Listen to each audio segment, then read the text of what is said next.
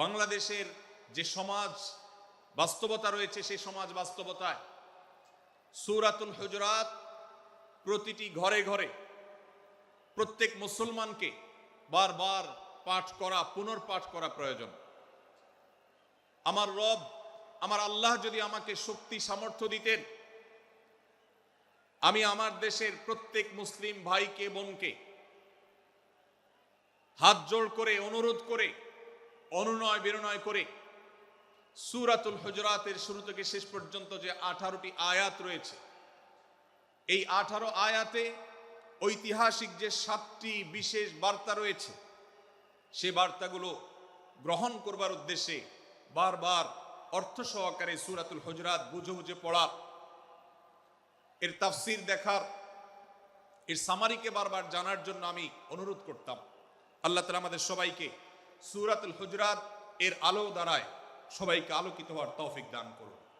আমি যে সূরার সামারি আপনাদেরকে বলতে যাচ্ছি, যে সূরাকে সামনে রেখে আজকের এই ঐতিহাসিক মাহফিলে কোরআনে কারীমের দেওয়া 7টি বার্তা দিতে চাইছি, সেই সূরার নাম হলো সূরাতুল হুজুরাত। এই সূরা কোরআনে কারীমের 26তম পারায় অবস্থিত এবং এই সূরা কোরআনে কারীমের সূরার যে সিরিয়াল, সেই সূরার সিরিয়ালে 49তম সূরা। এই সূরার আয়াত সংখ্যা হলো 18। এই সূরার প্রথম থেকে পঞ্চম আয়াত পর্যন্ত প্রথম এই 5টি আয়াতে আল্লাহ রাব্বুল আলামিন তার প্রিয় নবী মুহাম্মদ মুস্তাফা সাল্লাল্লাহু আলাইহি ওয়াসাল্লাম, সবাই দুরূদ পড়ি, সাল্লাল্লাহু আলাইহি ওয়াসাল্লাম, প্রিয় নবীজির নাম শুনলে দুরূদ পাঠ করতে হয়, তার জন্য দোয়া করতে হয়।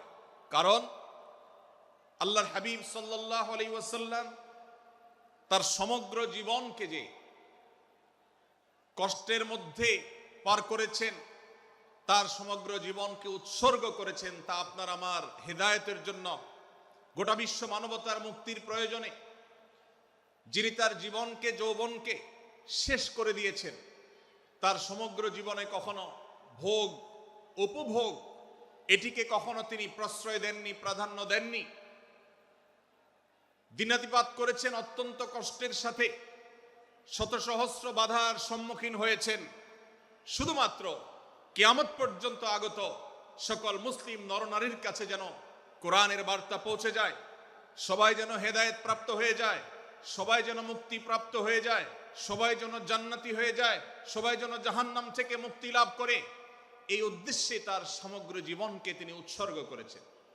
আমাদের হেদায়েতের জন্য, আমাদের কল্যাণের পথে আহ্বানের জন্য, আমাদের জান্নাতে নেওয়ার জন্য, যার সমগ্র জীবনে কখনো ভোগ উপভোগকে প্রশ্রয় দেননি, কষ্টে নিপতিত হয়েছেন। তিনি চাইলে মক্কার রাজত্ব করতে পারতেন, তিনি চাইলে মক্কার সবচেয়ে ভোগী মানুষ হতে পারতেন, কিন্তু সেটা না করে তিনি যে ত্যাগের দৃষ্টান্ত স্থাপন করেছেন, প্রিয় নবী মুহাম্মদ সাল্লাল্লাহু আলাইহি সাল্লামের সেই অবদানের স্বীকৃতি স্বরূপ আমরা তার নাম যখনই শুনব সাল্লাল্লাহু আলাইহি সাল্লাম বলে তার প্রতি আল্লাহর রহমত যেন, অনুগ্রহ যেন নাজিল হয়, সেজন্য দোয়া করব। আল্লাহ তাআলা তার হাবিবকে রহমত এমনিতেই দান করবেন, আপনি আর আমি তার জন্য রহমতের দোয়া করার মধ্য দিয়ে আমরা সৌভাগ্যবান মানুষের কাতারে শামিল হতে পারবো। তো আমি যেটি বলছিলাম, সূরাতুল হুজুরাতের 1 থেকে 5 নম্বর আয়াত পর্যন্ত এই 5টি আয়াতে আল্লাহ রাব্বুল আলামিন প্রিয় নবী সাল্লাল্লাহু আলাইহি সাল্লামের সাথে আদব এবং শিষ্টাচারের শিক্ষা দিয়েছেন মানব জাতিকে। এবং আল্লাহ রাব্বুল আলামিন ঈমানদারদেরকে পরম মায়ার সাথে ডেকে, ইয়া আইয়ুহাল্লাযীনা আমানু, হে ঈমানদারগণ, এই ডাকে আল্লাহ তাআলা ডেকে বলেছেন, লা তুকাদ্দিমু বাইনা ইয়াদাইল্লাহি ওয়া রাসূলিহি, তোমরা আল্লাহ এবং তার রাসূলের সামনে আগ বেড়ে কোনো কথা বলবে না, আগ বেড়ে কোনো কাজ করবে না। একজন ঈমানদার, একজন মুসলমান, তার এই শিষ্টাচারের শিক্ষা তার জীবনে ধারণ করতে হবে। যখনই আল্লাহ কোনো কথা বলেছেন, আল্লাহ রাসূল সাল্লাল্লাহু আলাইহি সাল্লাম কোনো কথা বলেছেন, এটি নিশ্চিত হতে পারবো আমরা, তখন একজন ঈমানদার আর কখনো সেটার উপর কোনো কথা বলবে না, আগ বেড়ে কোনো কিছু করবে না, কোনো প্রকার সীমা লঙ্ঘন করবে না। ক্বালাল্লাহ ক্বালার রাসূল, আল্লাহ বলেছেন, আল্লাহ রাসূল বলেছেন, এটি শোনার পর সে তার আপদ মস্তককে সারেন্ডার করবে, সে নিজেকে আত্মসমর্পণ করবে। এরপর তার কোনো যুক্তিকে, কোনো বুদ্ধিকে, তার কোনো মতামতকে সে সেখানে আর দাঁড় করাবার চেষ্টা করবে না। এটা একজন শিষ্টাচার বিশিষ্ট ইমানদারের বৈশিষ্ট্য। কোরআন এই শিক্ষা আমাদেরকে দিয়েছে। ভাইরা আমার, এই শিক্ষাকে ধারণ করে আমরা যারা মুসলমান দাবি করছি, আমাদের সম্মানীয় যারা আছেন, আল্লাহকে যেরকম আমরা সম্মান করি, আল্লাহ রাসূলকে যেরকম সম্মান করি, ঠিক একইভাবে আমাদেরকে যে সমস্ত মানুষগুলোকে সম্মান করার নির্দেশ করা হয়েছে, ওলামা একরাম রয়েছেন, আমাদের বাবা মা, বয়সে বড়, শিক্ষিত, এবং যারা আমাদের শিক্ষক বৃন্দ আছেন, এভাবে যারা আমাদের সম্মানের পাত্র আছেন, সে মানুষগুলোর সামনে আগ বেড়ে যেন কোনো কিছু না করি। সে আগ বাড়াটা কথার ক্ষেত্রে হতে পারে, চলার ক্ষেত্রে হতে পারে, আচরণের ক্ষেত্রে হতে পারে। এই শিষ্টাচারের শিক্ষা সূরা হুজরাতের প্রথম আয়াতে আমাদেরকে দেয়া হয়েছে। প্রিয় ভাইরা আমার, আমাদের সমাজে আজ যে সমস্ত ভালো গুণের দুর্ভিক্ষ চলছে, ক্রাইসিস চলছে, অভাব চলছে, এর মধ্যে অন্যতম হলো আজ শিষ্টাচারের অভাব। আমাদের সমাজের চতুর্দিকে আপনি দেখতে পাবেন পরিলক্ষিত হচ্ছে। আমাদের শিশু থেকে নিয়ে কিশোর, যুবক থেকে নিয়ে মধ্যবয়স্ক সকল শ্রেণী মানুষের মধ্যে আজ আদব এবং শিষ্টাচারের ভয়াবহ অভাব আমরা দেখতে পাচ্ছি।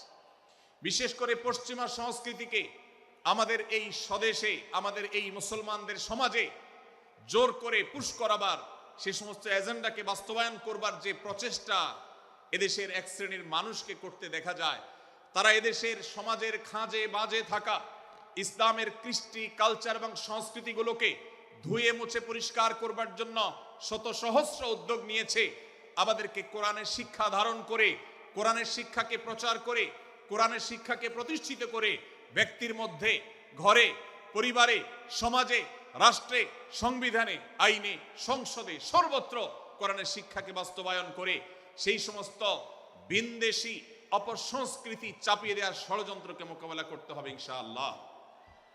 ভাইরা আমার, আর সেজন্য সূরা হুজরাতের এই শিষ্টাচারের শিক্ষা আমাদের জীবনে খুবই গুরুত্বপূর্ণ। আমরা যখনই কোনো সম্মানীয় ব্যক্তির কাছে আমরা থাকব, তাদের কথার উপরে কথা বলা, তাদের সাথে তর্ক করা, তাদের সামনে আগ বেড়ে কথা বলা, এমনকি তারা যখন চলবেন তাদের সামনে সামনে হাঁটা, এই সবগুলো কোরআনের এই শিষ্টাচারের যে শিক্ষা আছে এর পরিপন্থী। প্রিয় নবী সাল্লাল্লাহু আলাইহি সাল্লামের সময়কার একটি ঘটনা, এক ব্যক্তি তার বাবার সাথে হেঁটে যাচ্ছিলেন, বোঝা যাচ্ছিল না যে তাদের মধ্যে বাবাকে সন্তানকে। অনেক সময় বাপ সন্তানের বাহ্যিকভাবে দেখে বোঝা যায় না, এরকম কোনো কোনো ক্ষেত্রে হয়। জিজ্ঞেস করা হলো তাদেরকে, তোমাদের মধ্যে বাবাকে সন্তানকে? বলা হলো যে অমুক বাবা, অমুক সন্তান। তখন নির্দেশনা দেওয়া হলো যে সন্তান তার হাঁটা এবং চলার মধ্য দিয়ে এই বিনয়ের প্রকাশ ঘটাতে হবে, আনুগত্যের প্রকাশ ঘটাতে হবে, সম্মান এবং শ্রদ্ধার প্রদর্শন করতে হবে, যার মধ্য দিয়ে বোঝা যায় যে কে সন্তান আর কে বাবা। এর জন্য জিজ্ঞেস করতে না হয়। আজ আমাদের যারা তরুণ আছি, আমরা যুবক আছি, আমরা অনেকেই পশ্চিমা সংস্কৃতি দ্বারা প্রভাবিত হয়ে আমরা শিষ্টাচারের এই গণ্ডি এবং সীমানা পার হয়ে চলে গেছি। কোরআন আমাদেরকে শিষ্টাচারের শিক্ষা দিচ্ছে যে আমরা সিনিয়রদের সামনে বিনয়ের সাথে আচরণ করব, তাদের সামনে সামনে চলা থেকে বিরত থাকব, যথাসম্ভব তাদেরকে অনুসরণ করার চেষ্টা করব, তাদের সাথে কথা হবে, তাদের আগ বেড়ে কথা হবে না, তাদের কোনো জিজ্ঞাসা থাকলে সেটার উত্তর হবে বিনয়ের সাথে। এই শিষ্টাচারের শিক্ষা আমাদেরকে দেওয়া হয়েছে। এবং একইভাবে সূরা হুজরাতের প্রথম বার্তার মধ্যে নবী সাল্লাল্লাহু আলাইহি সাল্লামের সাথে আরেকটি শিষ্টাচার শেখানো হয়েছে, তা হলো আল্লাহ রাব্বুল আলামিন আমাদের কণ্ঠকে, আমাদের আওয়াজকে, আমাদের কথাকে নবী সাল্লাল্লাহু আলাইহি সাল্লামের কথার চাইতে যেন আগ বেড়ে না যায়, তার চাইতে যেন উঁচু কণ্ঠে আমরা কথা না বলি, তার চাইতে যেন উচ্চ স্বরে কথা না বলি, সেই শিক্ষা দিয়েছেন। সেই শিষ্টাচারের শিক্ষা আমাদেরকে দেওয়া হয়েছে। ভাইরা আমার, প্রিয় নবী সাল্লাল্লাহু আলাইহি সাল্লামের সাহাবীরা নবী সাল্লাল্লাহু আলাইহি সাল্লামের প্রতি আদব এবং শিষ্টাচার এত বেশি প্রদর্শন করতেন যে নবী করিম সাল্লাল্লাহু আলাইহি সাল্লামের প্রতি এই শিষ্টাচারের কথা যখন বলা হয়, সাহাবীরা অনেকে নবী করিম সাল্লাল্লাহু আলাইহি সাল্লামের সাথে কথা বলতে রীতিমতো ইতস্তত বোধ করছিলেন যে কিভাবে কথা বলবো, না জানে জোরে হয়ে যায় এবং তাতে না জানে আমি বেয়াদবের কাতারে শামিল হয়ে যাই, শিষ্টাচার বহির্ভূত কাজ করে ফেলি। এবং আল্লাহ তাআলা যে সতর্কীকরণ করেছেন সূরা হুজরাতের এই 1 থেকে 5 নম্বর আয়াতের মধ্যে, তার আওতায় আমি না জানে পড়ে যাই। তখন সাহাবায়ে কেরাম বিনয় এবং বিনম্রতা অবলম্বন করেছেন এবং তারা একরকম বিপাকে পড়ে গেছেন। এতটা তারা সভ্য ছিলেন, এতটা তারা নম্র ছিলেন, এতটা তারা বিনম্র আচরণ করতেন নবীজির সাথে। ভাইরা আমার, এই বিষয়টিও আমরা শুধুমাত্র আমাদের প্রিয় নবীজির জন্য নয়, এটি আমাদের মা বাবা, আমাদের সম্মানের পাত্র যারা আছেন, আমাদের বয়সে যারা সিনিয়র আছেন, তাদের সামনে কথা বলার সময় আমরা মেনটেন করে চলবো। অর্থাৎ আমরা উচ্চ কণ্ঠে তাদের সামনে কথা বলবো না। এই মাহফিলে এখনো শত শত হাজারো মানুষ হয়তো এমন আছেন যারা মায়ের সামনে, বাবার সামনে, বড় ভাইয়ের সামনে, শিক্ষকের সামনে, সিনিয়রদের সামনে, মুরব্বীদের সামনে, ওলামাদের সামনে উচ্চ কণ্ঠে কথা বলেন।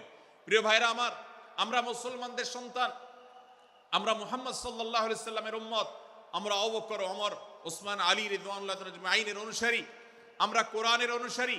কোরআনের অনুসারী কখনো বেয়াদব হতে পারে? কোরআনের অনুসারী কখনো বেয়াদব হতে পারে? কোরআন যে শিষ্টাচারে শিক্ষা দিয়েছে, এই শিক্ষা আজ আমাদের মধ্যে ধারণ করতে হবে, আমাদের সন্তানদের শেখাতে হবে, আমাদের ঘরে ঘরে এই শিক্ষা চর্চা করতে হবে, আমাদের সমাজে এটিকে প্রতিষ্ঠিত করতে হবে। পশ্চিমা সংস্কৃতির যে ছোবল, সে ছোবল আমাদের সন্তানদেরকে আজকাল অনেক ক্ষেত্রে বেয়াদবে পরিণত করছে, তাদের অনেক সময় শিষ্টাচার থেকে বের করে দিচ্ছে। তারা কখনো স্বাধীনতার নামে, কখনো মত প্রকাশের নামে, কখনো বিভিন্ন নামে তারা কিন্তু হারিয়ে যাচ্ছে।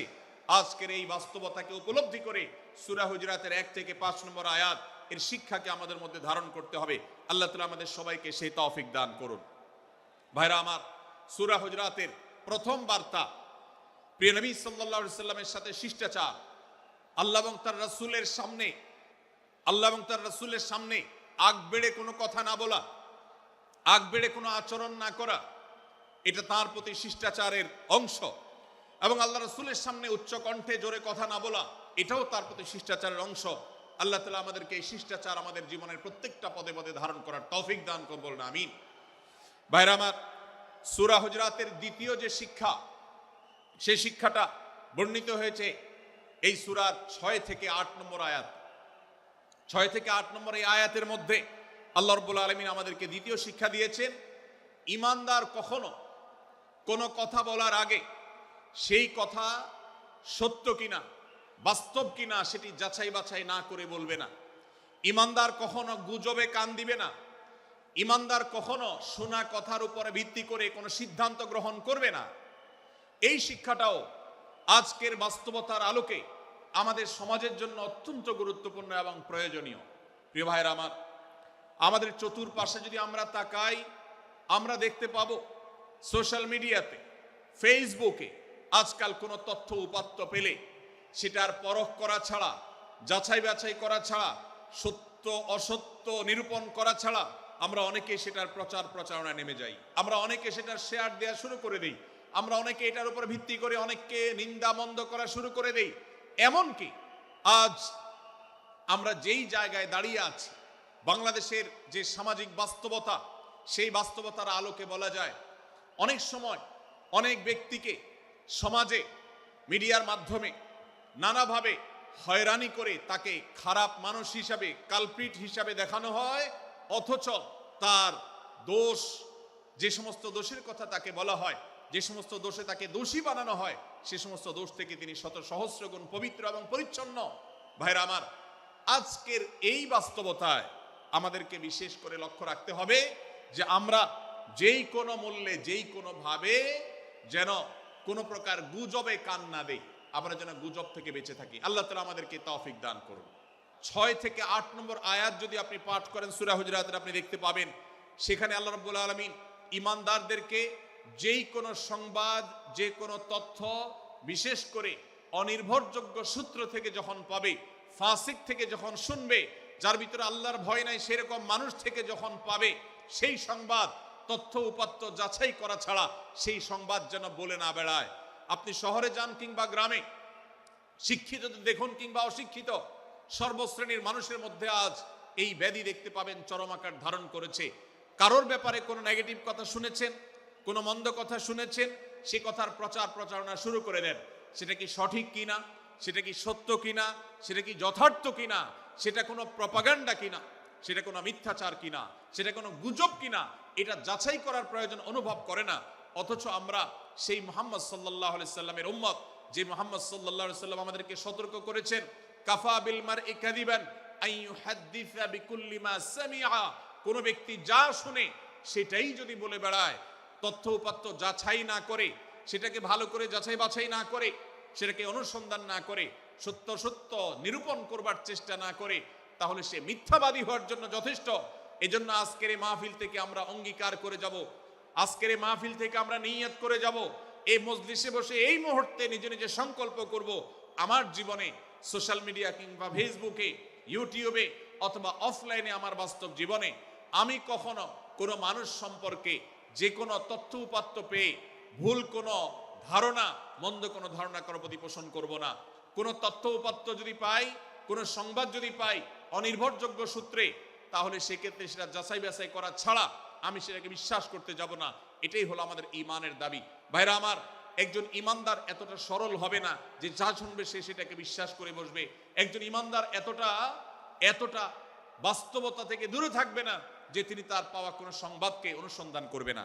আল্লাহ তাআলা আমাদের সবাইকে সূরা হুজরাতের এই দ্বিতীয় শিক্ষাটাকে আমাদের জীবনে ভালো করে ধারণ করার তৌফিক দান করুন। আল্লাহ বলেছেন, ইয়া আইয়ুহাল্লাযীনা আমানু, হে ঈমানদারেরা, ইন জাআকুম ফাসিকুম বিনাবাইন ফাতাবায়ানু, তোমাদের কাছে কোনো ফাসিক, যার মধ্যে আল্লাহর ভয় নেই, এরকম কোন মানুষ যদি কোন সংবাদ উপস্থাপন করে, এমনকি গণমাধ্যমেও যদি কোনো সংবাদ প্রচারিত হয়, সংবাদদাতার মধ্যে যদি আল্লাহর ভয় না থাকে, সে যদি টাকার বিনিময়ে কারোর চরিত্র হনন করতে পারে, সে যদি অ্যাডভার্টাইজ পেয়ে কোনো কোম্পানির হয়ে দালালি করতে গিয়ে অন্য কারোর বিরুদ্ধে কোনো মিথ্যাচার করে, সে যদি বিদেশিদের এজেন্ডা বাস্তবায়ন করতে গিয়ে আলেম সমাজের চরিত্রকে কলঙ্কিত করে, কোনো ভালো মানুষকে দোষী হিসাবে সাব্যস্ত করে, তো আল্লাহ তাআলা আমাদেরকে সতর্ক করেছেন, ফাতাবায়ানু, সেই সংবাদ সত্য কিনা আমাদেরকে যাচাই করতে হবে। আন তুসিবু কওমান বিজাহালাহ ফাতুসবিহু আলা মা ফাআলতুম নাদিমিন, যদি আমরা যাচাই বাছাই না করে যা শুনি সেটাকে বিশ্বাস করতে থাকি, তাহলে আমরা এক সময় লজ্জিত হতে হবে, অনুতপ্ত হতে হবে আমাদের এই ভুল অবস্থানের কারণে। এজন্য ভাইরা, আজকের এই মাহফিল থেকে আমরা প্রতিশ্রুতি নিজের সঙ্গে নিজে দিয়ে যাব যে আমরা কখনো কোনো তথ্য উপাত্ত পেলে, কোনো সংবাদ পেলে, সেটাকে বিশেষ করে কারোর চরিত্র সম্পর্কিত যদি হয়, কারোর সম্পর্কে নেগেটিভ যদি হয়, তাহলে সেটাকে বিশ্বাস করবার আগে ভালো করে অনুসন্ধান করব। যতক্ষণ আমি নিশ্চিত না হব ততক্ষণ পর্যন্ত সেটার প্রচার করব না। আল্লাহ তাআলা আমাদের সবাইকে কোরআনের এই শিক্ষাটাও আমাদের জীবনে ধারণ করবার তৌফিক দান করুন। ভাইরা আমার, তৃতীয় যে শিক্ষা সূরা হুজরাতের, সেটি হলো আল্লাহ রাব্বুল আলামিন সূরা হুজরাতের 9 এবং 10 নম্বর আয়াতে ঈমানদারদের মধ্যে যদি কখনো মতভিন্নতা, মতপার্থক্য, যে এটা যদি মারামারিতে পরিণত হয়, ঈমানদারদের মধ্যে যদি কখনো দুই পক্ষ গন্ডগোল এবং ফাসাদের মধ্যে লিপ্ত হয়ে যাওয়ার মতো দৃশ্যের অবতারণা হয়, তাহলে আমরা যেন আমাদের মুসলমান ভাইদের ঘর পোড়ার মধ্যে আলু পোড়া দিতে না যাই। আমরা যেন আমাদের মুসলমান ভাইদের মধ্যকার বিভেদকে আরো বৃদ্ধি করতে সহায়তা না করি। আমরা যেন মীমাংসার পথ অবলম্বন করি। আমরা যেন তাদের মধ্যকার সম্পর্কের যে অবনতি হয়েছে সেটাকে দূর করবার চেষ্টা করি। আল্লাহ রাব্বুল আলামিন এই নির্দেশ দিতে গিয়ে বলেছেন, ওয়া ইন তাইফাতানি মিনাল মুমিনিনা ইকতাতালু, যদি ঈমানদারদের দুটি দল, দুটি গ্রুপ নিজেদের মধ্যে মারামারিতে লিপ্ত হয়ে যায়, ফাসলিহু বাইনাহুমা, তাহলে তোমরা সেই বিবাদমান দুটি দলকে মীমাংসা করবার চেষ্টা করবে। আজ আমাদের মধ্যে এরকম বহু বিষয়কে কেন্দ্র করে মুসলমানদের মধ্যে অনেক সময় মুখোমুখি অবস্থান আমরা দেখতে পাই, যা দুর্ভাগ্যজনক, যা হওয়ার কথা ছিল না। এমনকি জাগতিক বিষয়ে যেমন হয়, ধর্মের নামে, ইসলামের নামে আজ আমরা হাজার হাজার টুকরা হয়েছে। আজ গোটা বিশ্বে আমাদের মুসলমানদের যে অবস্থান দুর্বল হয়েছে, এর অন্যতম প্রধান কারণ হলো আমাদের অনৈক্য। আমরা যদি আজ আহলে কিবলা, আহলে সুন্নাহ ওয়াল জামাআতের অনুসারীরা নানান মত এবং পথের অনুসারী হওয়া সত্ত্বেও, নানান থট এবং পন্থার অনুসারী হওয়া সত্ত্বেও, আমরা যদি মৌলিক বিষয়গুলোর উপর সবাই ঐক্যবদ্ধ থাকতাম, আমরা যদি আল্লাহ তাআলার দেওয়া ইত্তিহাদ মাল ইখতিলাফ, বৈচিত্র্যময় ঐক্য, বিভিন্ন বিষয়ে মতভিন্ন থাকা সত্ত্বেও মৌলিক বিষয়ে ঐক্যমতে আমরা যদি থাকতে পারতাম, আমাদের মধ্যে যদি মুসলিম ভ্রাতৃত্ববোধ থাকতো, আমাদের মধ্যে যদি বলয় ভিত্তিক যে দেয়াল আর প্রাচীরগুলো আছে সেগুলো যদি না থাকতো, তাহলে আজ বাংলাদেশের বাস্তবতা হলো, বাংলাদেশে আল্লাহর কোরআন, আল্লাহ রাসূল সাল্লাল্লাহু আলাইহি ওয়াসাল্লামের হাদিসের আলোকে বাংলাদেশ আজ অটোমেটিক পরিচালিত হতো, ঠিক কিনা বলেন? আমরা যদি আজ ঐক্যবদ্ধ থাকতাম, তাহলে এদেশের হাতে গোনা যাবে এরকম স্বল্প সংখ্যক নাস্তিকেরা, ইসলাম এবং মুসলমানদের শত্রুরা, তারা আমাদেরকে নিয়ে তারা আজ যে খেলা খেলছে, আমাদেরকে যে তারা শাসন করছে, আমাদেরকে যে তারা তাদের অধীনস্থ করে রাখছে, আমাদের উপরে যে আজ ভিনদেশি কালচার চাপিয়ে দিচ্ছে, আমাদের উপরে তারা যে আজ কর্তৃত্ব করছে, আমাদেরকে আজ টুকরা টুকরা করছে, এই দুঃসাহস তারা কোনোদিন দেখাতে পারতো না যদি আমরা ঐক্যবদ্ধ থাকতাম। ভাইরা আমার, এই জন্য আমরা সব বিষয়ে সবাই একমত হব না। আজকের এই মাহফিলে যত মানুষ এসেছেন সবাই সব বিষয়ে একমত নন। এমনকি আজকের এই মাহফিল কর্তৃপক্ষ যে আয়োজন করছেন 3 দিন ব্যাপী, এই মাহফিলে আপনারা দেখেছেন এখানে কওমি এবং আলিয়া উভয় জায়গা থেকে বক্তা নির্বাচন করা হয়েছে, অসাধারণ সমন্বয় করা হয়েছে। এটি একটি ঐক্যের বার্তা। আমরা আশা করব মাঠ পর্যায়ে আমরা যারা কাজ করব, আমরা প্রত্যেকে আমাদের অন্য মতের, ভিন্ন মতের যে সমস্ত মুসলমান ভাইরা আছেন, তার সাথে আপনার কোনো থটগত মত পার্থক্য থাকতে পারে, চিন্তাগত কোনো ভিন্ন মত থাকতে পারে, কিন্তু দিন শেষে তিনি আপনার মুসলমান ভাই। তার আল্লাহ আর আপনার আল্লাহ এক, তার রাসূল এবং আপনার রাসূল এক, তার কেবলা এবং আপনার কেবলা এক, তার কোরআন আর আপনার কোরআন এক, তার নামাজ আর আপনার নামাজ এক, তার রোজা আর আপনার রোজা এক, তার যাকাত এবং আপনার যাকাত এক, তার সাথে আপনার মোটা এবং মৌলিক বিষয়ে কোনো মত পার্থক্য নাই। অতএব ছোটখাটো বিষয়কে কেন্দ্র করে আপনি যদি তাকে আপনার প্রতিপক্ষ মনে করেন, আপনি যদি তাকে আপনার শত্রু মনে করেন, এটা হবে আপনার ইসলামের জন্য, আপনার জন্য, এদেশের মুসলমানদের জন্য সবচেয়ে বড় ভুল। ভাইরা আমার, হারদুই হযরত আশরাফ আলী থানভী রহমতুল্লাহ আলাইহির সর্বশেষ খলিফা আবরুল হক সাহেব রহমতুল্লাহ আলাইহি বলতেন, दीन के हर काम करने वालों को रफीक समझो, फरीक ना समझो। যারাই আল্লাহর দ্বীনকে বুলন্দ করবার জন্য, যারাই আল্লাহর দ্বীনকে সেবা দেওয়ার জন্য, খেদমত করার জন্য কাজ করছে, তার পদ্ধতি তোমার থেকে ভিন্নতর হতে পারে। তাকে তুমি তোমার বন্ধু মনে করো, সহযাত্রী মনে করো, পথযাত্রী মনে করো, সহযোদ্ধা মনে করো, তোমার প্রতিপক্ষ মনে করবে না। প্রিয় ভাইরা আমার, আজ বাংলাদেশে ইসলাম যতটা পিছিয়ে আছে তার প্রধান কারণ হলো আমাদের অনৈক্য।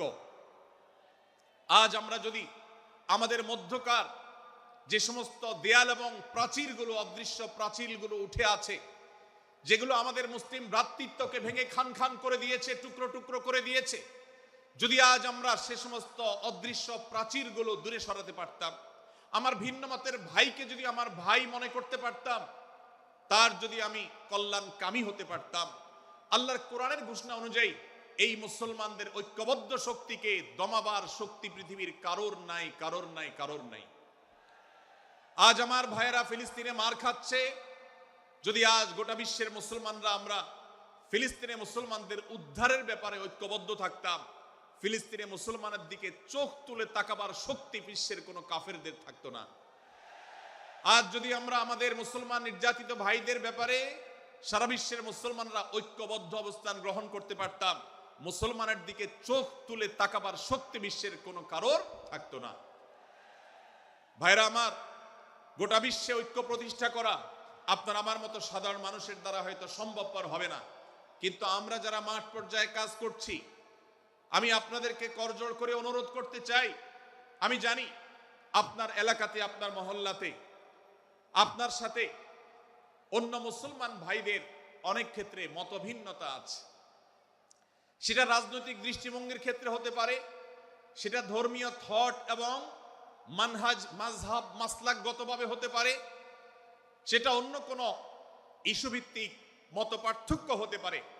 আল্লাহর জন্য, আল্লাহর ওয়াস্তে, আল্লাহর ওই আয়াতকে মেনে আমল করার চেষ্টা করি আমরা। আল্লাহ বলেছেন, ওয়া'তাসিমু বিহাবলিল্লাহি জামিআন ওয়া লা তাফাররাকু, তোমরা আল্লাহর রশিকে সবাই ঐক্যবদ্ধভাবে আঁকড়ে করে ধরো, ঐক্যবদ্ধভাবে আল্লাহর রশিকে আঁকড়ে ধরো, তোমরা পরস্পর বিচ্ছিন্ন হয়ে যেও না। আমরা অনেক ফরজের কথা শুনেছি, নামাজ রোজা ফরজ আমরা জানি, বাবা মার প্রতি সদ্ব্যবহার করার ফরজের কথা আমরা জানি, আত্মীয়তার সাথে সুসম্পর্ক আত্মীয়তার বন্ধন রক্ষার কথা আমরা জানি, ফরজ হওয়ার কথা জানি, কিন্তু মুসলমানদের ঐক্যবদ্ধ থাকতে হবে এই ফরজের কথা আমরা অনেকেই জানি না। ভাইরা আমার, মুসলমানদেরকে আল্লাহ রাব্বুল আলামিন ঐক্যবদ্ধ থাকার নির্দেশ দিয়েছেন। এই ঐক্যটা এর মানে এই নয় যে সবাই এক মতের হয়ে যাবে সব বিষয়ে। বিভিন্ন বিষয়ে আমাদের মধ্যে মত পার্থক্য থাকবে, তারপরে আমরা একে অন্যের সহযোদ্ধা হব, সহযাত্রী হব, আমরা একে অন্যের কল্যাণকামী হব, একে অন্যের ভালো চাইব। আমার ভিন্ন মতের মুসলমানের কোনো ক্ষতিতে আমি খুশি হব না, তার ক্ষতিতে আমি কষ্ট পাবো, তার সাফল্যকে আমি এনজয় করব, আনন্দিত হব। এটা যদি করতে না পারি তো আমি কখনো খালেস এবং সাচ্চা মুসলমান হতে পারলাম না। আল্লাহ তাআলা আমাদের অন্তরগুলোকে উদার করে দিন, ব্রড করে দিন, প্রশস্ত করে দিন, বড় করে দিন, উম্মার ঐক্যের প্রয়াসী হওয়ার তৌফিক দান করুন বলুন আমিন। ভাইরা আমার, আমরা মহল্লায় মহল্লায়, এলাকায় এলাকায়, মসজিদে মসজিদে, আমাদের নিজস্ব বলয়ে, নিজস্ব অঙ্গনে আমরা চেষ্টা করব ভিন্ন ভিন্ন মতের মুসলিম ভাইকেও আমার ভাই হিসাবে আঁকড়ে ধরার, আপন করার। ডক্টর খন্দকার আব্দুল্লাহ জাহাঙ্গীর রাহিমাহুল্লাহ এই অঞ্চলের সন্তান।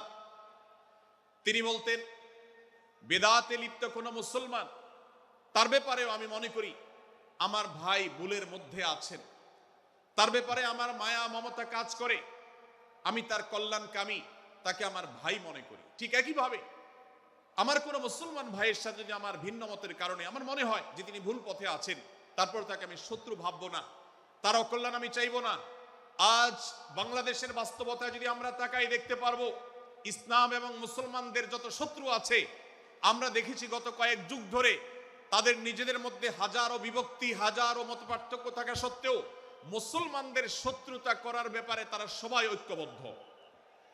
অথচ আমরা মুসলমানরা আমাদের আল্লাহ, আমাদের রাসূল, আমাদের কোরআন, আমাদের কিবলা, আমাদের সবকিছু এক হওয়া সত্ত্বেও ছোটখাটো বিষয়কে নিয়ে আমরা আমাদের মধ্যকার বিভেদের প্রাচীরগুলোকে দাঁড় করিয়ে রেখেছি, যার কারণে আমরা গোটা বিশ্বে যেমন মার খাচ্ছি, আমাদের এই প্রিয় মাতৃভূমিতেও আমরা সংখ্যায় সবচেয়ে বেশি হয়েও আমরা কালচারালি মাইনরিটি হয়ে আছি, সংস্কৃতিতে আমরা সংখ্যালঘু হয়ে আছি। সব ক্ষেত্রে আমাদেরকে ইগনোর করা হয়। 4 লক্ষ মসজিদের এদেশে 4 লক্ষ ইমাম আছেন, 4 লক্ষ মুয়াজ্জিন আছেন। এই মসজিদগুলো এদেশে, এর নেটওয়ার্ক যতটা শক্তিশালী, এদেশের সকল রাজনৈতিক দলগুলোর নেটওয়ার্ককে যদি একত্র করা হয়, মসজিদগুলোর মতো এতটা শক্তিশালী নেটওয়ার্ক এদেশের সমাজে নাই।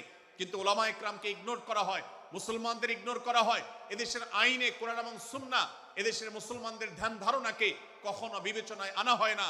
এই যে মুসলমানদের আজ দুরবস্থা, এর অন্যতম প্রধান কারণ হলো আমাদের হাজার হাজার ভাগে বিভক্তি। এই বিভক্তির দেয়ালগুলোকে তুলতে হবে কি হবে না? যদি হয় তাহলে আপনি নিজে থেকে শুরু করে দিন। আপনি যেই মতই লালন করেন না কেন, আপনার ভিন্ন মতের মুসলমানকে আপনি ভাই মনে করবেন, তার সাথে বুক মিলাতে আপনার কষ্ট হবে না, তার সাথে বসতে আপনার অসুবিধা হবে না। ভিন্ন মতের আলেম, এক মতের আলেম আরেক মতের আলেমের সাথে বসতে অসুবিধা হবে না। এক মতের অনুসারী আরেক মতের অনুসারীকে ভাই বলতে অসুবিধা হবে না। আমরা সোশ্যাল মিডিয়াতে নিজেদের মধ্যে কামড়াকামড়ি করব না, নিজেদের মধ্যে আমরা ঝগড়া বিবাদ করব না। এবং যদি কেউ বিবাদে লিপ্ত হয়, সূরা হুজরাতের 9 এবং 10 নম্বর আয়াতের শিক্ষা বলছে, মুসলমানদের মধ্যে দুটি দল যদি মারামারিতে লিপ্ত হয়, তুমি সেখানে গিয়ে খোঁচাখুচি করে মারামারি বানানোর তো প্রশ্নই ওঠে না। বরং আল্লাহ বলছেন যে ফাসলিহু বাইনাহুমা, তাদের উভয়ের মধ্যে মীমাংসা করবার জন্য তুমি উদ্যোক্তা হও, তুমি উদ্যোগী হও। ভাইরা আমার, আমরা অনেকেই হয়তো জেনে থাকবো মিথ্যা এটা আল্লাহর জমিনের সবচেয়ে বড় জঘন্য অপরাধগুলোর মধ্যে থেকে একটি। একজন মুসলমান কোন অবস্থাতে মিথ্যা বলতে পারে না, কিন্তু কোন মুসলমান যদি অন্য মুসলমানের সাথে কখনো বিবাদ বিতণ্ডায় লিপ্ত হয়ে যায়, দুজন মুসলমান বা দুটি বলয়, দুটি পক্ষ, দুটি গোষ্ঠী মুসলমানদের, তাদের মধ্যে যদি কোনো বিষয় যদি ভুল বুঝাবুঝি তৈরি হয়, ভিন্ন মত সৃষ্টি হয়, একে অন্যের সাথে শত্রু ভাবাপন্ন হয়ে যায়, তাহলে তাদের দুইজনের মধ্যে বা দুই পক্ষের মধ্যে মীমাংসা করবার জন্য কেউ যদি মিথ্যা কথাও বলে, অর্থাৎ আপনি এক পক্ষের কাছে গিয়ে বললেন, ভাই আপনি যাকে এত খারাপ মনে করছেন, যার ব্যাপারে আপনি এতটা রাগান্বিত হয়ে আছেন, আমি তো জানি তিনি আপনার ব্যাপারে অনেক সফট চিন্তা রাখেন, আপনার ব্যাপারে অনেক ইতিবাচক ভাবনা রাখেন, আপনার ব্যাপারে অনেক সুধারণা পোষণ করেন। আপনি যদি একজন মুসলমানের কাছে গিয়ে, এক পক্ষের কাছে গিয়ে যদি এই কথাটা বলেন, বাস্তবে তিনি যদি এটা নাও বলেন, তারপরেও আপনি যদি এই মিথ্যা কথা বলেন, এই মিথ্যা এটা শুধু জায়েজ নয়, বরং এই মিথ্যাটা এর মাধ্যমে আপনি যে তাদের পরস্পরের সম্পর্ককে ভালো করার চেষ্টা করেছেন, এর মাধ্যমে আপনি আল্লাহর কাছে নেকি এবং সওয়াব পাবেন ইনশাআল্লাহ। ভাইরা আমার, তাহলে দুজন মুসলমান, দুটি পক্ষ, দুটি দল, দুটি বলয়, দুটি গোষ্ঠী যদি কখনো ভিন্ন মত তাদের মধ্যে তৈরি হয়, সেটা যদি মারামারিতে গিয়ে পৌঁছায়, সেটা যদি বিবাদ বিতণ্ডা পর্যন্ত গিয়ে পৌঁছায়, আমাদের কাজ হবে মধ্যে থেকে সেটাকে মীমাংসার মাধ্যমে দূরত্বকে কমানো। আমরা কখনো দূরত্ব বাড়াবো না, পারলে দূরত্ব কমাবো। ডক্টর খন্দকার আব্দুল্লাহ জাহাঙ্গীর রহমতুল্লাহ একটা কথা বলতেন, মুসলমানদের বাড়িতে যে আগুন লেগেছে, বিভেদের আগুন, মতবিরোধের আগুন, মত পার্থক্য, এটা মতবিরোধে যে পৌঁছে গেছে, এ আগুন আমার নাই, এত পাওয়ার নাই যে বহুদা বিভক্ত মুসলমানদেরকে আমি ঐক্যবদ্ধ করে ফেলবো, এত শক্তি আমার হাতে নেই। কিন্তু একটা শক্তি আমার কাছে আছে ভাই, সেটা হলো যে বিবাদমান মুসলমানদের মধ্যে বিবাদ যেন আর না বাড়ে, বিবাদের যে আগুন লেগেছে সে আগুনে যেন আর ঘি ঢালা না হয়, কেরোসিন ঢালা না হয়, সেজন্য আমি ভূমিকা রাখতে পারি। আমি আপনাদেরকে বিনয়ের সাথে অনুরোধ করতে চাই, যত বিষয় নিয়ে আমাদের মুসলমানদের পরস্পরের মত পার্থক্য আছে, হতে পারে সেটা মাসআলা নিয়ে, হতে পারে সেটা রাজনৈতিক অবস্থানকে কেন্দ্র করে, হতে পারে অন্য কোনো বিষয়কে কেন্দ্র করে, আল্লাহর ওয়াস্তে আপনি বিভেদ মিটাতে পারেন আর না পারেন, বিভেদ যেন না বাড়ে সেজন্য আপনি অবস্থান গ্রহণ করবেন, বিভেদ বাড়ার ক্ষেত্রে কোনো ভূমিকা পালন করবেন না, এবং সব সময় উম্মার ঐক্য প্রয়াস চাইবেন, প্রয়াস চালাবেন, উম্মার ঐক্য চেষ্টা করবেন। আল্লাহর কাছে আপনি যে দোয়াগুলো করেন, এর মধ্যে একটা দোয়া যেন এটাও থাকে, হে আল্লাহ, আমরা বহুদা বিভক্ত হয়ে গেছি, আমরা টুকরা টুকরা হয়ে গেছি, যার কারণে তোমার ভাষ্য অনুযায়ী ফাতাফশালু ওয়া তাযহাবা রিহুকুম, আজ আমাদের শক্তি শেষ হয়ে গেছে, আমরা দুর্বল হয়ে গেছি। আজ বাংলাদেশের বাস্তবতা যদি আমরা বলি, যে দেশের 90-95 ভাগ মানুষ মুসলমান, সে দেশে আজ হাতে গোনা কিছু নাস্তিক, কিছু ইসলাম বিদ্বেষী, মুসলমান বিদ্বেষীরা, তারা আমাদেরকে আজ উঠা বসা করায়, তারা আমাদের আইন নির্ধারণ করে, তারা আমাদের শাসক নির্ধারণ করে, তারা আমাদের সব বিষয়গুলোকে নির্ধারণ করে দেয়। আমাদের সন্তানরা পাঠ্যপুস্তকে কি পড়বে সেটাও ইসলাম বিদ্বেষীরাই ঠিক করে দেয়। ভাইরা আমার, এই অবস্থার যদি পরিবর্তন চাই, তাহলে আমাদের মধ্যকার দূরত্বগুলো কমাতে হবে। এজন্য আপনার দোয়ার মধ্যে আল্লাহর কাছে নিবেদন করুন, আল্লাহ আপনি আমাদের মধ্যকার বিভেদগুলো কমিয়ে দিন, আল্লাহ আমাদের ওলামাদেরকে ঐক্যবদ্ধ করে দিন, আল্লাহ আমাদেরকে ইত্তেহাদ মাল ইখতিলাফ, বৈচিত্র্যময় ঐক্য, মতভিন্ন থাকা সত্ত্বেও মৌলিক বিষয় ঐক্যবদ্ধ হওয়ার তৌফিক দান করুন। সীসাঢালা প্রাচীরের মতো আমাদেরকে কাঁধে কাঁধ মিলিয়ে আল্লাহ এবং তার রাসূল সাল্লাল্লাহু আলাইহি সাল্লামের আদেশ নিষেধকে ব্যক্তি, সমাজ, পরিবার, রাষ্ট্রে সর্বত্র বাস্তবায়নের জন্য কাজ করার তৌফিক দান করুন। আমরা আমাদের দোয়ার মধ্যে মুসলমানদের ঐক্যের জন্য দোয়া করব তো ইনশাআল্লাহ। আল্লাহ তাআলা আমাদেরকে সেই তৌফিক দান করুন। ভাইরা আমার, তাহলে সূরা হুজুরাতের তৃতীয় শিক্ষা বলছিলাম, 9 থেকে 10 নম্বর আয়াতে আল্লাহ রাব্বুল আলামিন মুসলমানদের মধ্যে যদি কখনো বিবাদ, বিতণ্ডা, মারামারি, হানাহানি সৃষ্টি হয়, তাহলে সেটিকে মীমাংসা করবার কথা বলেছেন। অতএব যদি কোনো স্বামী স্ত্রীর মধ্যেও কখনো মনোমালিন্য তৈরি হয়, আপনার যদি সেখানে ভূমিকা রাখবার সুযোগ থাকে, আপনি চেষ্টা করবেন উভয়ের মধ্যে দূরত্বটা কমাবার জন্য। আমরা অনেকে আজকাল নামাজ কালাম পড়ি, রোজা রাখি, দাড়ি রাখি, অনেক ভালো ভালো কথা বলি, অথচ দুজনের মধ্যে গন্ডগোল লাগলে আমরা সেখানে এক পক্ষ হয়ে আরেক পক্ষকে আমরা খেপিয়ে তুলি। পারলে অনেকে চগলখড়ি করেন, প্রত্যেক পক্ষের কাছে গিয়ে অপর পক্ষের ব্যাপারে মিথ্যা কথা বলে তাদের মধ্যে ভেজাল কারো বাড়িয়ে দেন। এই জন্য নবী সাল্লাল্লাহু আলাইহি সাল্লামের ঐতিহাসিক হাদিস রয়েছে, লা ইয়াদখুলুল জান্নাতা নাম্মাম, যে ব্যক্তি চগলখড়ি করে, দুজনের মধ্যকার গন্ডগোল ফাসাদ বৃদ্ধিতে যে ব্যক্তি ভূমিকা রাখে, ভেজাল লাগায়, এই চগলখোর কখনো জান্নাতে যাবে না। আমাদের অনেকেরই এই দুঃস্বভাব আছে, এই খারাপ চরিত্র আছে। সূরা হুজুরাত এই জন্য আমাদের আজকের যে সমাজ বাস্তবতা আছে, আমাদের যে ব্যাধি আছে, ব্যক্তিগত পর্যায়ে আমাদের পরিবারের, সমাজের সর্বত্র যে ব্যাধিগুলো ছেয়ে গেছে, সূরা হুজুরাতের প্রতিটি আয়াত যেন সেই ব্যাধির সবচেয়ে বড় মহৌষধ, সেজন্য সবচেয়ে বড় প্রতিষেধক, সেজন্য সবচেয়ে বড় সমাধান। এই জন্য আমি বলেছি শুরুতে, আমার যদি আল্লাহ শক্তি সামর্থ্য দিতেন, প্রত্যেক মুসলমানের হাতে পায়ে ধরে সূরা হুজুরাতের 18টি আয়াত, প্রত্যেকটি আয়াত আমি আমার মুসলমান ভাইদেরকে বলতাম, বারবার পড়ুন, বারবার পাঠ করুন, বোঝার চেষ্টা করুন, জীবনকে পরিবর্তন করুন। এদেশে নামাজি মুসলমান আপনি কম বেশি পাবেন, এদেশে রোজাদার মুসলমান কম বেশি পাবেন, এদেশে হজ আদায়কারী মুসলমান কম বেশি পাবেন, এদেশে তাসবিরত মুসলমান কম বেশি পাবেন। কিন্তু এদেশে আচার আচরণ, কাজ কারবার, আখলাক এবং বান্দার হক এবং অধিকার, অন্যের অধিকার সংশ্লিষ্ট বিষয়ে সচেতন মুসলমান আপনি খুব বেশি পাবেন না। আর এই জন্যই আমাদের জান্নাতের পথে অনেক বড় অন্তরায় হয়ে আছে। আজ আমাদের চরিত্রগুলো নষ্ট হয়ে গেছে। আমরা নামে মুসলমান, আমরা চগলখড়ি করি, আমরা নামে মুসলমান, দুজনের মধ্যে গন্ডগোল সৃষ্টি করে দেই। গন্ডগোল আগে থেকে সৃষ্টি থাকলে সেটাকে বাড়াবার চেষ্টা করি। আমরা নামে মুসলমান, আমাদের শিষ্টাচার নাই, আদব নাই, লেহাজ নাই। এই জন্য সূরা হুজুরাতের প্রতিটি আয়াত আমাদেরকে শিক্ষা দেয়। আল্লাহ তাআলা আমাদের সকলকে এই শিক্ষাগুলো আজকের এই মাহফিল থেকে আমাদের বুকের ভেতরে পরম যত্ন সহকারে নিয়ে যাওয়ার এবং আমাদের জীবনকে পরিবর্তন করার তৌফিক দান করুন। ভাইরা আমার, তৃতীয় এই শিক্ষাটি শেষ করে আমি বলতে চাচ্ছি, চতুর্থ আয়াতে আল্লাহ রাব্বুল আলামিন আমাদেরকে বলেছেন আমরা যেন কেউ কাউকে নিয়ে বিদ্রূপ না করি, ব্যঙ্গ না করি, কেউ কাউকে যেন বাজে নামে না ডাকি, কেউ যেন কাউকে খোঁচাখুচি না করি, কেউ যেন কারোর নাম বিকৃত করে তাকে না ডাকি। ভাইরা আমার, এই আয়াতটি আমি শুরুতে তেলাওয়াত করেছি। আল্লাহ বলেছেন ইয়া আইয়ুহাল্লাযীনা আমানু লা ইয়াসখার কওমুম মিন কওমিন আসা আন ইয়াকুনু খায়রাম মিনহুম। হে ঈমানদারেরা, হে মুসলমানেরা, তোমাদের কেউ যেন অন্য কারোর নাম ধরে অন্য কাউকে ব্যঙ্গ বিদ্রূপ ঠাট্টা না করে।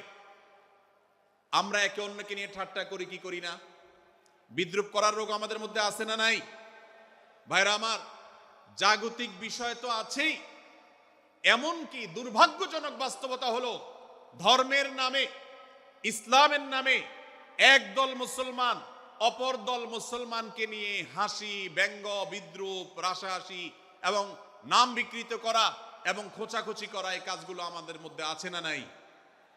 আমরা যারা ইসলামের খেদমত মনে করে আমার ভিন্ন মতের ভিন্ন দলের মুসলমানকে খোঁচাখুচি করি, আমরা যারা আল্লাহর খেদমত মনে করে, ইসলামের সেবা মনে করে, দাওয়াতের কাজ মনে করে, ইসলাম প্রচার মনে করে ভিন্ন মতের অন্য দলের মুসলমানকে নিয়ে ব্যঙ্গ বিদ্রূপ আর হাসাহাসি করি, তাদেরকে সোশ্যাল মিডিয়াতে, অনলাইনে, অফলাইনে তুচ্ছ তাচ্ছিল্য করি, আল্লাহর শপথ করে বলছি এটা ইসলামের সেবা নয়, এটা হলো প্রবৃত্তির পূজা, এটা হলো আপনার নফসের পূজা, এটা হলো আপনার প্রবৃত্তির গোলামি করা, এটা আল্লাহর গোলামি নয়, এটা ইসলামের খেদমত নয়, এটা ইসলামের 12টা বাজানো।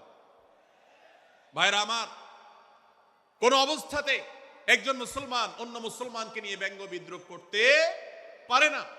আমার মুসলমান ভাই যদি কোনো ভুল কথা বলে, ভুল কাজ করে, আমি যথাযথ নিয়মে তাকে সংশোধনের চেষ্টা করব, সমালোচনা করার দরকার হলে সেটাও করব, কিন্তু হাসাহাসি নয়, বিদ্রূপ নয়, ব্যঙ্গ করা নয়। আজ আমাদের তরুণদের মধ্যে এটা একটা আর্টে পরিণত হয়েছে। আপনারা রোস্টিং ভিডিওর কথা কম বেশি সবাই জেনে থাকবেন। রোস্টিং ভিডিওর কথা আপনারা জানেন কি জানেন না? ভাইরা আমার, রোস্টিং ভিডিও নামটা দেখেন, অর্থাৎ কাউকে রোস্ট করা। আমরা মুরগি রোস্ট করার কথা জানি, এখন মানুষ রোস্ট করার সিস্টেম শুরু হয়েছে। একজন মানুষের কোনো ভুল কিছু পেয়েছেন, অবশ্যই আপনি সমালোচনা করবেন। আপনি একজন মুসলমান হিসেবে জানতে হবে কারোর ভুলের সমালোচনার মূলনীতি আছে। মূলনীতি আছে না নেই?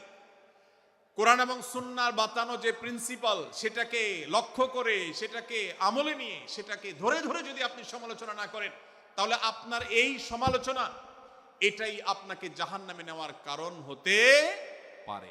ভাইরা আমার, আপনি কাউকে রোস্ট করার নামে, কাউকে সমালোচনা করার নামে, হতে পারে কেউ ভুল করেছেন, কিন্তু সেটা করতে গিয়ে যদি তার অধিকার নষ্ট করেন, আপনি সীমা ছাড়িয়ে চলে যান, আপনি যদি ব্যঙ্গ বিদ্রূপ করে হারামের পর্যায়ে চলে যান, তাহলে সূরা হুজরাতের আয়াতের আলোকে আপনি কবিরা গুনাহে লিপ্ত হলেন। আমরা অনেকে আছি যে ব্যক্তিগত পর্যায়ে এই বিদ্রূপ করাটাকে আমরা কোনো বিষয় মনে করছি না। সোশ্যাল মিডিয়াতে অনেকগুলো ভিডিও ক্লিপ আছে, আপনাদের চোখে নিশ্চয়ই পড়েছে, আমার চোখে বহু পড়েছে, যে অনেক সময় দেখা যায় বিনোদনের নামে কাউকে খোঁচাখুচি করা, কাউকে অপমান করা, কাউকে হয়তো ধাক্কা দিয়ে পানি দিয়ে ফেলে দেয়া, কাউকে কষ্ট দেয়া, কাউকে হয়তো প্রতারিত করা, এটাকে আমরা এনজয় করি। অনেক ভিডিও ক্লিপে দেখা যায় এভাবে কাউকে কোনোভাবে অপমানিত করে, কাউকে কোনোভাবে ধোকা দিয়ে বোকা বানিয়ে আমরা এনজয় করি, আমরা হাসাহাসি করি।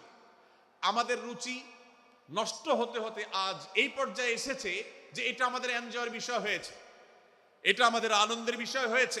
ভাইরা আমার, সূরা হুজরাতের এই আয়াত অর্থাৎ 11 নম্বর আয়াত, এই আয়াত বলছে আমাদের জন্য কোন মুসলমানকে, কোন মানুষকে ব্যঙ্গ বিদ্রুপ করা হারাম। কোন মুসলমানকে ব্যঙ্গ বিদ্রুপ করা কি হারাম। অতএব আপনি রসিকতা করে যদি কারোর সাথে ব্যঙ্গ বিদ্রুপ করেন এবং সেটা যদি তার মনে কষ্ট হওয়ার কারণ হয়, তিনি যদি সমাজের মানুষের কাছে হেয় প্রতিপন্ন হন, তাহলে ইসলামী শরীয়তের দৃষ্টিকোণ থেকে সারা বিশ্বের সমস্ত উলামাদের ঐক্যমতে সেটা হারাম। আমরা চুরি করা হারাম জানি, আমরা ডাকাতি করা হারাম জানি, আমরা মাদক সেবন করা হারাম জানি, আমরা নামাজ ত্যাগ করা হারাম জানি। এই সমস্ত হারাম থেকে আমরা অনেকেই বেঁচে থাকি। কিন্তু আমি আমার মুসলমান ভাইয়ের চরিত্র হনন করছি, শুধুমাত্র সাধারণ জীবনযাত্রার ক্ষেত্রে করছি তা নয়, এমনকি ধর্মের নামে, ইসলাম প্রচারের নামে, দাওয়াতের নামে আমরা আমাদের প্রতিপক্ষ মুসলমান ভাইকে নিয়ে অনেক সময় ব্যঙ্গ বিদ্রুপ করি, হাসাহাসি করি, তাকে ছোট করি, তাচ্ছিল্য করি, হেয় করি, তার সম্মানহানি করি। আমরা জানি না আমাদের প্রিয় নবী সাল্লাল্লাহু আলাইহি ওয়াসাল্লাম এর একটা হাদিস আমাদের সামনে রয়েছে, সহিহ মুসলিমে বর্ণিত হয়েছে। নবী করিম সাল্লাল্লাহু আলাইহি ওয়াসাল্লামের এই হাদিস আজ সবচেয়ে অসহায় হাদিস। অসহায় হাদিস এই জন্য বললাম যে আজকের এই হাদিসের উপরে কেউ আমল করে না, এই হাদিসটাকে কেউ পাত্তা দেয় না, এই হাদিসকে কেউ গুরুত্ব দেয় না। অথচ এই হাদিস প্রত্যেক মুসলমানের বুকে বুকে ঝুলিয়ে রাখা দরকার। এই হাদিস আমাদের ঘরে ঘরে ঝুলানো দরকার। এই হাদিস আমাদের অফিসগুলোতে শোভা পাওয়া দরকার। এই হাদিস আমাদের জীবনে বাস্তবায়ন হওয়া দরকার। নবী করিম সাল্লাল্লাহু আলাইহি ওয়াসাল্লাম সেই হাদিস বর্ণনা করেছেন। আবু হুরায়রা রাদিয়াল্লাহু তাআলা আনহু তিনি বলেছেন, লা তাহাসাদু, লা তাহাসাদু, হে মুসলমানরা, তোমরা কেউ কাউকে কখনো হিংসা করবে না, কেউ কাউকে হিংসা করবে না। আমাদের মধ্যে হিংসা আছে না নাই? হিংসা আছে না নাই? আমরা একে অন্যকে হিংসা করি। একদল মুসলমান অন্য দল মুসলমানকে হিংসা করে, কেউ কারো ভালো দেখতে পারে না। ভাইরা আমার, আল্লাহ নবী বলেছেন, লা তাহাসাদু, তোমরা একে অন্যকে হিংসা করো না। ওয়ালা তানাজাসু, কেনা বেচা করতে গিয়ে কেউ কাউকে ধোঁকা দিও না, প্রতারণা করো না। ওয়ালা তাবাগাদু, তোমরা একে অন্যের সাথে শত্রুতা বিদ্বেষ পোষণ করবে না। ওয়ালা তাদাবারু, তোমাদের কেউ যেন কারোর পেছনে লেগে না থাকে, কাউকে অবজ্ঞা যেন না করে। ওয়ালা ইয়াবি আহাদুকুম আলা বাই'i আখিহি, এবং তোমাদের কেউ যেন আরেকজনের কেনাবেচার উপরে সেখানে ইন্টারফেয়ার করে সে যেন সেখানে কোনো প্রকার ক্ষতিগ্রস্ত কাউকে না করে। ওয়াকুনু ইবাদাল্লাহি ইখওয়ানা, হে মুসলমানরা, তোমরা আল্লাহর বান্দা ভাই ভাই হয়ে থাকো। তোমাদের মধ্যে মত পার্থক্য থাকুক, দলগত মত পার্থক্য, অবস্থানগত মত পার্থক্য, থটগত মত পার্থক্য, মাযহাব মাসলাবগত মত পার্থক্য থাকুক, কিন্তু তোমরা আল্লাহর বান্দা ভাই ভাই হয়ে থাকো। এক দলের মুসলমানকে আল্লাহ তাআলা ভাই ভাই হতে বলেন নাই, এক গ্রুপের মুসলমানকে আল্লাহ ভাই ভাই হতে বলেন নাই, এক বলয়ের মুসলমানকে আল্লাহ ভাই ভাই হতে বলেন নাই, নিজ দলের মুসলমানের সাথে আল্লাহ ভাই ভাই থাকতে বলেন নাই। আল্লাহ বলেছেন সকল মুসলমানদের সাথে ভাই ভাই হয়ে থাকার জন্য, ভ্রাতৃত্বের বন্ধনে থাকার জন্য। এইজন্য আল্লাহ নবী সাল্লাল্লাহু আলাইহি ওয়াসাল্লাম সেই নির্দেশ করেছেন। আল্লাহ নবী সাল্লাল্লাহু আলাইহি ওয়াসাল্লাম আরো বলেছেন, আল মুসলিমু আখুল মুসলিম, মুসলমান মুসলমানের ভাই, লা ইয়াজলিমুহু ওয়ালা ইয়াখযুলুহু, কোন মুসলমান কোন মুসলমানকে জুলুম করতে পারে না, তার আইল ঠেলতে পারে না, তার জমি দখল করতে পারে না, তার অধিকার নষ্ট করতে পারে না, তাকে কথা দিয়ে অত্যাচার করতে পারে না। ওয়ালা ইয়াখযুলুহু, তাকে অপমানিত করতে পারে না, লাঞ্ছিত করতে পারে না। ওয়ালা ইয়াকযিবুহু, তার সাথে মিথ্যা বলতে পারে না। ওয়ালা ইয়াহকিরুহু, তাকে তাচ্ছিল্য করতে পারে না। আত্তাকওয়া হাহুনা, আত্তাকওয়া হাহুনা, আত্তাকওয়া হাহুনা। নবীজি তিনবার নিজের বুকের দিকে তাকিয়ে দেখিয়েছেন, তাকওয়া এখানে, তাকওয়া এখানে, তাকওয়া এখানে। আমাদের অন্তরকে ভালো করতে হবে, সমস্ত মুসলমানদের জন্য উদার হতে হবে, কলিজাকে বড় করতে হবে, মনটাকে ব্রড করতে হবে, প্রশস্ত করতে হবে, অন্য মুসলমানকে ভাই মনে করতে হবে। কোন ভিন্ন মতের মুসলমানের সাথে শত্রুতা পোষণ করা যাবে না। ভাইরা আমার, অতএব এই হাদিসকে সামনে রেখে এই হাদিসের শেষ অংশে নবী সাল্লাল্লাহু আলাইহি ওয়াসাল্লাম বলেছেন, আল মুসলিমু কুল্লুল মুসলিমি আলাল মুসলিমি হারামুন দমুহু ওয়া মালুহু ওয়া ইরদুহু। এক মুসলমানের জন্য অন্য মুসলমানের তিনটি জিনিসকে আল্লাহ তাআলা হারাম করে দিয়েছেন। কোন মুসলমানের রক্ত এটা প্রবাহিত করা, কাউকে হত্যা করা যেরকম হারাম, কোন মুসলমানের সম্পদ অন্যায়ভাবে আপনি ভোগ করবেন, দখল করবেন, মেরে দিবেন, এটা হারাম। ঠিক একইভাবে কোন মুসলমানের সম্মান নষ্ট করবেন, ইজ্জত নষ্ট করবেন, সম্ভ্রম নষ্ট করবেন, অপমান করবেন, এটাকে আল্লাহ তাআলা হারাম করেছেন। আল্লাহ তাআলা আমাদের সবাইকে অন্য মুসলমানদের ব্যাপারে এরকম দায়িত্বশীল ভূমিকা রাখার তৌফিক দান করুন, বলুন আমিন। ভাইরা আমার, সূরা হুজরাতের 4 নম্বর আয়াতের এই শিক্ষাকে ধারণ করে আমরা কারোর প্রতি ব্যঙ্গাত্মক আচরণ করব না। অনেক মুসলমান আছেন অন্য মুসলমানদের নাম ধরে ধরে বিদ্রুপ ব্যঙ্গ করেন, নাম বিকৃত করেন। অনেক সময় আমরা রসিকতা করেও আমাদের অনেকের নাম বিকৃত করি। আল্লাহ সুবহানাহু ওয়া তাআলা এটাকে হারাম করেছেন।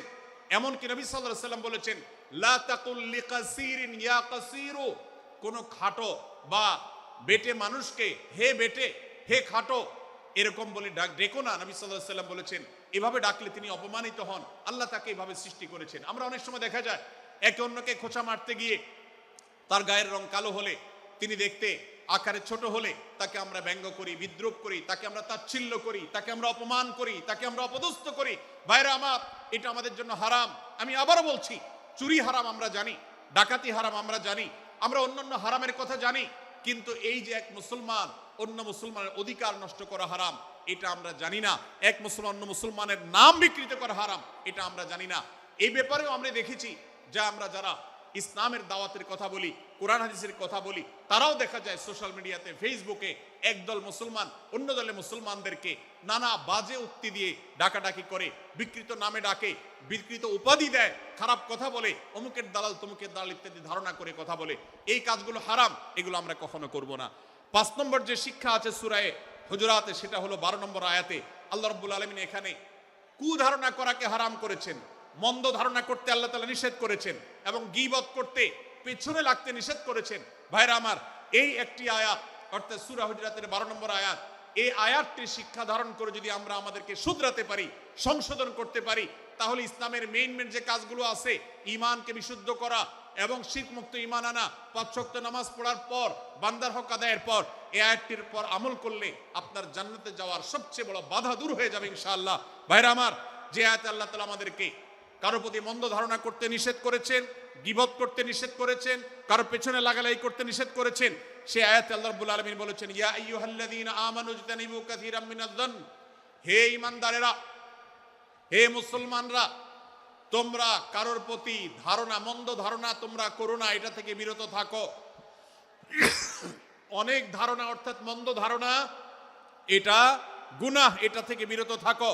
ইন্না বা'দায-যন্নি ইসম, কারণ কিছু কিছু ধারণা অর্থাৎ যেগুলো মানুষের সম্পর্কে কোনো তথ্য উপাত্ত ছাড়া নিছক ধারণা প্রসূত মন্দ ধারণা করা হয়, সেগুলো গুনাহের কারণ, সেগুলো অপরাধের কারণ, সেগুলো কবিরা গুনাহ, সেগুলো পাপাচার, সেগুলো আল্লাহর অসন্তুষ্টির কারণ, সেগুলো আল্লাহর অবাধ্যতার কারণ। এজন্য ভাই, কারোর প্রতি মন্দ ধারণা করা যাবে না। এক্ষেত্রে আমি জানি আমাদের ব্যক্তিগত পর্যায়ে কারোর ব্যাপারে কোনো কিছু কথা উঠেছে অথবা সামান্য একটু সন্দেহ তৈরি হয়েছে, আমরা তার চরিত্র নিয়ে টানাটানি করি। আমরা জানি না একজন মুসলমানের চরিত্রের মূল্য কত বড়। আমার কাছে সুস্পষ্ট প্রমাণ আসার আগ পর্যন্ত কোনো মুসলমানের চরিত্র নিয়ে আমার ব্লেম করবার কোনো অধিকার আমার নাই। এই জন্য একজন মুসলমান কখনো কারো প্রতি কুধারণা করবে না, মন্দ ধারণা পোষণ করবে না, খারাপ ধারণা পোষণ করবে না। আল্লাহ তাআলা আমাদেরকে এবং মুসলমানের সম্পর্কে খারাপ ধারণা করা থেকে বেঁচে থাকার তৌফিক দান করুন। সূরা হুজরাতের 12 নম্বর আয়াতে আল্লাহ রাব্বুল আলামিন আমাদেরকে সূরা হুজরাতের 5ম শিক্ষা দিয়েছেন। মুসলমানদের জন্য যা গুরুত্বপূর্ণ তা হলো আমরা কারোর প্রতি মন্দ ধারণা করব না। এক্ষেত্রে ডক্টর আব্দুল্লাহ জাহাঙ্গীর রাহিমাহুল্লাহর একটা উক্তি আমার মনে পড়ে। তিনি বলেছেন যে আজ আমাদের যারা ধর্ম চর্চা করি, আমরা যারা নিজেদেরকে প্র্যাকটিসিং মুসলমান মনে করি, আমাদের সবচেয়ে, হুজুরদের সবচেয়ে পছন্দের গুনাহ হলো মন্দ ধারণা করা, অন্যের ব্যাপারে খারাপ ধারণা করা। অমুক অমুকের দালাল, তমুক তমুকের দালাল, কোনো তথ্য উপাত্ত ভিত্তি প্রমাণ ছাড়া নিছক ধারণার উপর ভিত্তি করে অন্য মুসলমান ভাইকে আমি এরকম নানা তকমা দিয়ে আমরা কবিরা গুনাহে লিপ্ত হচ্ছি। আমরা এই বদ ধারণা করা, মন্দ ধারণা করা যে কবিরা গুনাহ অনেকে জানি না। অনেকে অনেকের পেছনে লাগছি, অনেকের ওয়াজ শুনছি দোষ বাইর করার জন্য, স্ট্যাটাস পড়ছি ভুল বাইর করার জন্য। এই যে মানুষের পেছনে লাগা, এটা আল্লাহ তাআলা নিষেধ করেছেন, ওয়ালা তাজাসসু, তোমরা কেউ কারোর ছিদ্র অন্বেষণ করার, দোষ আবিষ্কার করার চেষ্টা করবে না, এবং ওয়ালা ইয়াগতাব বা'দুকুম বা'দা, কেউ কারোর গীবত শিকায়াত করবে না। এই আয়াতে আমাদেরকে কেউ কারোর পেছনে পরনিন্দা করতে নিষেধ করেছেন। ইসলাম বলে আমরা মানুষের সামনে মানুষের ভুলের কথাগুলো বলবো বিনয়ের সাথে, যাতে তিনি সংশোধিত হন, আর তার পেছনে প্রশংসা করব। আমরা করি উল্টা, আমরা মানুষের সামনে এসে মানুষের প্রশংসা করি আর তার পেছনে গিয়ে তার দুর্নাম করি। ইসলামকে যদি আমরা মানতাম, সমাজটা সুন্দর হয়ে যেত। আমরা যদি সামনে কারোর দোষ বলতাম তাহলে তিনি সংশোধিত হতেন, আর পেছনে যদি গুণ বলতাম তাহলে তিনি ভালো, সেখান থেকে শিক্ষা গ্রহণ করতেন। সূরা হুজরাতের 6 নম্বর শিক্ষা 13 নম্বর আয়াতে আল্লাহ তাআলা বলেছেন যে আমাদের সবার গোড়া কোত্থেকে এসেছে, আমাদের গর্বের কোনো বাহ্যিক কারণ নাই তাকওয়া ছাড়া। আল্লাহ বলেছেন ইয়া আইয়ুহান নাস ইন্না খালাকনাকুম মিন যাকারিন ওয়া উনসা, হে মানুষ সকল, তোমাদেরকে আমি মানুষ, নারী এবং পুরুষ, আদম এবং হাওয়া থেকে সৃষ্টি করেছি। ওয়াজআলনাকুম শুউবান ওয়া ক্বাবাইলা লিতাআরাফু, বিভিন্ন গোত্রে তোমাদেরকে আমি বিভক্ত করেছি পরিচয়ের জানার জন্য সুবিধা শুধুমাত্র। আর আল্লাহ বলেছেন শেষে ইন্নাল্লাহা আলিমুন খাবীর, তোমরা কি করো আল্লাহ জানে। অতএব আমাদের কারোর উপর কারো কোনো শ্রেষ্ঠত্ব নেই তাকওয়া ছাড়া। আল্লাহ বলেছেন ইন্না আকরামাকুম ইনদাল্লাহি আতকাকুম, আমাদের মধ্যে সবচেয়ে মর্যাদাবান হবে তিনি যার মধ্যে তাকওয়া সবচেয়ে বেশি হবে। আমাদের কোনো বংশগত গৌরব, কোনো অঞ্চলগত গৌরব, অন্য কোনো গৌরব আমাদের থাকবে না, শুধু তাকওয়ার গৌরব আমাদের থাকতে পারে। সেটাও গর্ব, নিষিদ্ধ গর্ব বা অহংকারের মতো নয়, বরং সেটা আমাদের বিনয়ের জায়গা। সর্বশেষ 7 নম্বর যে শিক্ষা সূরা হুজুরাতে রয়েছে সেটা 14 এবং 14 থেকে 18 নম্বর আয়াতে আল্লাহ তাআলা ঈমান এবং ইসলামের চিহ্ন উল্লেখ করেছেন, যে 6টা শিক্ষা উল্লেখ করা হয়েছে, এর আলোকে মুসলমানকে মুনাফিককে সেটা নিরূপণ হবে। এজন্য আল্লাহ তাআলা শেষে এটি উল্লেখ করেছেন। এই 7টি শিক্ষাকে ধারণ করে আমরা আমাদেরকে ভালো মুসলমান হিসেবে গড়ে তোলার চেষ্টা করব, আমাদের জীবনকে সাজাবার চেষ্টা করব। আল্লাহ তাআলা আমাদের সবাইকে তৌফিক দান করুন। আমি আবারও এক নজরে বলে শেষ করছি, সূরা হুজরাত কোরআনে কারীমের 26তম পারার একটি সূরা, 49 নম্বর সূরা, কোরআনের 18টি আয়াতের আছে। প্রথম থেকে 5 নম্বর আয়াত পর্যন্ত আল্লাহ রাসূলের সাথে আদব লেহাজ বজায় রাখা, শিষ্টাচার মেনটেন করা এবং সম্মানীয় ব্যক্তিদের সাথেও এখান থেকে আমরা শিক্ষা নিয়ে আদব লেহাজ বজায় রাখা, তাদের সামনে আগ বেড়ে কথা না বলা, আগ বেড়ে কাজ না করা, উচ্চকণ্ঠে কথা না বলাই শিক্ষা আল্লাহ দিয়েছেন। দ্বিতীয়ত, আমাদেরকে কোনো সংবাদ, বিশেষ করে অনির্ভরযোগ্য তথ্যের সংবাদ শুনে আমাদেরকে কারোর ব্যাপারে ধারণা করার আগে আল্লাহ তাআলা আমাদেরকে যাচাই করার শিক্ষা দিয়েছেন। আমরা যেন গুজবে, আমরা যেন ধারণা প্রসূত কোনো তথ্যে আমরা যেন কান না দেই, সেই শিক্ষা আল্লাহ আমাদেরকে দিয়েছেন। এটি 6 থেকে 8 নম্বর আয়াতে, 9 থেকে 10 নম্বর আয়াতে আল্লাহ তাআলা মুসলমানদের দুই গ্রুপের মধ্যে গন্ডগোল দেখা দিলে মীমাংসা করতে বলেছেন। এবং 4 নম্বর শিক্ষা 11 নম্বর আয়াতে বিদ্রুপ করতে নিষেধ করেছেন আল্লাহ তাআলা, কারণ নাম ধরে ব্যঙ্গ করাকে হারাম করা হয়েছে। এবং 5 নম্বর শিক্ষা 12 নম্বর আয়াতে আল্লাহ তাআলা দিয়েছেন, কারোর প্রতি মন্দ ধারণা করা যাবে না, কারোর পেছনে লাগা যাবে না, এবং কারোর মন্দ নামে কাউকে ডাকা যাবে না, কারোর সমালোচনা তার পেছনে করা যাবে না, এগুলোকে হারাম করা হয়েছে। 6 নম্বর শিক্ষা 13 নম্বর আয়াতে আল্লাহ বলেছেন, আমাদের সবার মধ্যে কারোর কোনো শ্রেষ্ঠত্ব নাই তাকওয়া ছাড়া। যার তাকওয়া যত বেশি, আল্লাহ ভীতি যত বেশি, তিনি আল্লাহর কাছে তত শ্রেষ্ঠ এবং সেরা। 7 নম্বর সর্বশেষ শিক্ষা হলো 14 থেকে 18 নম্বর আয়াতে আল্লাহ রাব্বুল আলামিন ঈমানদারদের আলামত, মুনাফিকদের আলামত উল্লেখ করেছেন। সেখান থেকে শিক্ষা নিয়ে আমরা আমাদের ঈমানকে পরখ করার চেষ্টা করব, আমাদের আমলকে পরখ করার চেষ্টা করব। আল্লাহ তাআলা আমাদেরকে সূরা হুজরাতের আলোকে আমাদের জীবনকে গঠন করার তৌফিক দান করুন, বলুন আমিন। আল্লাহ তাআলা আমাদের সবাইকে আজকের এই তাফসীরুল কোরআন মাহফিল থেকে সূরা হুজরাতের এই 7টি শিক্ষাকে ধারণ করে ভালো মুসলমান, যে মুসলমান সম্পর্কে নবীজি বলেছেন আল মুসলিম আখুল মুসলিম, মুসলমান মুসলমানের ভাই। যে হাদিসে নবীজি বলেছেন যে আল মুসলিমু মান সালিম আল মুসলিমুনা মিন লিসানি ওয়া ইয়াদি, মুসলমান সে যার হাত আর মুখ দ্বারা অন্য কোনো মুসলমান কষ্ট পায় না, নিরাপদে থাকে। আমরা আমাদের সমাজকে শান্তিপূর্ণ সুশৃঙ্খল রাখতে হলে আমাদেরকে মুসলমান হতে হবে, ভালো মানুষ হতে হবে। আমাদের হাত মুখ দ্বারা কেউ কষ্ট পাবে না, কারোর হক নষ্ট করব না, কারোর অধিকার নষ্ট করব না, কারোর কষ্টের কারণ হবে না, কাউকে আঘাত করব না, কাউকে গালি দিব না, কারোর কোনো প্রকার অধিকার খর্ব করব না, জুলুম করব না।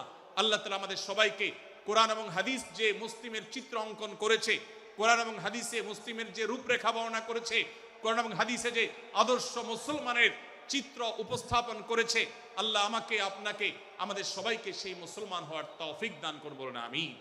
ভাইরা আমার, আমরা মুসলমানরা যদি কোরআন হাদিসের আলোকের সে আদর্শ মুসলমান হতে পারি, বিশ্বের মানচিত্র পরিবর্তন হতে সময় লাগবে না, বাংলাদেশের পরিস্থিতি পরিবর্তন হতে সময় লাগবে না।